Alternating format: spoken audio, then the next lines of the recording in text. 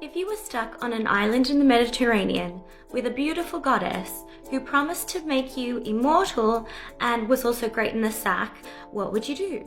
Welcome back to Homer's Odyssey, and we're up to the part where this is Odysseus' exact predicament. Keep in mind, Odysseus just lost all of his friends in a shipwreck and he washed upon the shores of Ogygia, which is an island where Calypso, the goddess, lives.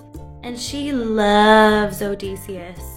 Odysseus is stuck on the island with Calypso for 7 years. She keeps trying to convince him to become immortal for her, and it's kind of unclear whether or not he's enjoying this fate. A lot of scholars and artists try to say, oh look, he's really gloomy, he's brooding there.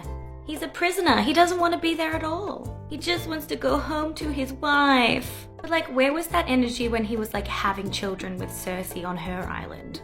Anyway, Athena, Hermes, and Zeus all get involved and they say, Calypso, honey, you can't keep him here any longer. It's not his destiny to become immortal and become your husband. You have to let him leave and also help him do that. So Calypso is ugh, fine. And she helps him put together a raft and gives him some food. And Odysseus rows away. Keep in mind that Poseidon still hates him. So he sent a big storm and then Odysseus washes upon the shores of an island called Scary, and he just passes out in some bushes. The next morning he wakes up to the sound of giggling and he sees Nausicaa, the princess of the Phaeacians. And so he emerges out of the bushes like a creep.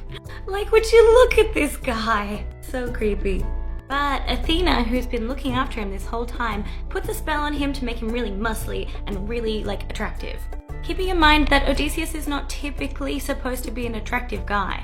So Nausicaa is oh, this poor hobo. And she brings him to her mother and father, who are king and queen, to see if they can help him out a little bit.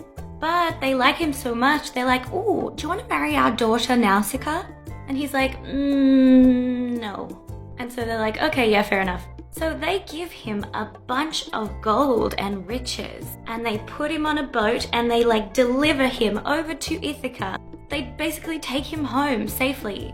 Easy peasy.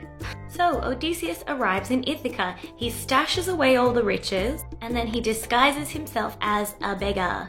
By this time, Telemachus has come safely home from Sparta. He was able to evade the ambush that the suitors had set up, and Odysseus reveals himself to his son Telemachus. But they're keeping it a secret for now.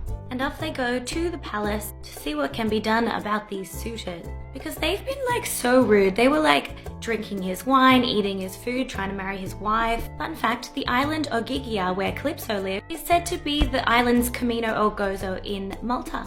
I've been there.